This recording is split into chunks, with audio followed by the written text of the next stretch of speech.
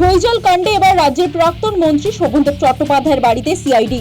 শনিবার সকালে বালিগঞ্জের বিধায়কের ভবানীপুরের বাড়িতে যান সিআইডি 6 জন আধিকারিক।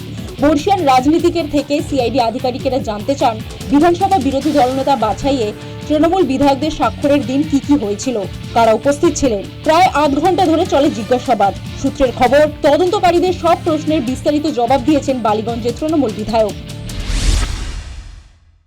আমি আমার জ্ঞান হওয়ার পর থেকে কোনোদিন কোনো অন্যায় কাজের সঙ্গে যুক্ত হইনি। এটা আমার জ্ঞান তো কোনো অন্যায় কাজের সঙ্গে যুক্ত হইনি। আজও আমি কোনো অন্যায় কাজ করেছি বলে মনে করি না। আমি কোনো অন্যায় কাজ করিনি, সেটা পরিষ্কার করে বলে দেবেন। উল্লেখ্য, বিধানসভার বিরোধী দলনেতা বাছাইয়ের সইয়ের জালের অভিযোগ জানান তৃণমূল বিধায়ক ঋতব্রত বন্দ্যোপাধ্যায় এবং সন্দীপন সাহা। এরপরই মুখ্যমন্ত্রী শুভেন্দু অধিকারী জানিয়ে দেন তদন্ত করে ব্যবস্থা নেওয়া হবে।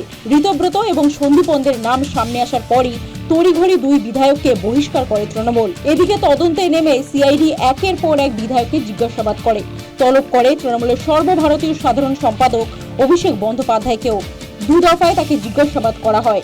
এর মধ্যে ঋতব্রত বন্দ্যোপাধ্যায়ের নেতৃত্বে আড়াআড়ি ভাঙে তৃণমূলের পরিষদীয় দল। বিরোধী দলনেতা পদে কালীঘাটে ঠিক করে দেওয়া শোভনদেব চট্টোপাধ্যায়কে সরিয়ে বসেন ঋতব্রত বন্দ্যোপাধ্যায়।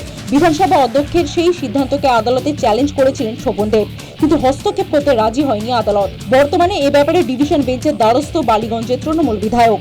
এই অবস্থায় শনিবার শোভনদেব চট্টোপাধ্যায়ের দুয়ারে সিআইডি, মুখ খুলছে বিজেপি। একটা রাজনৈতিক দল তার বিধায়কদের সই ও জাল করে, হয়তো সেই জন্যই গেছে সই জালের কিনারা করতে, বা কারা এর সঙ্গে যুক্ত, কার নির্দেশ হয়েছিল, বা কারা এমএলএদেরও সই জাল করলো। এখন আমার যেটা আমি অ্যাফ্রেড অফ, যে গত 15 বছরে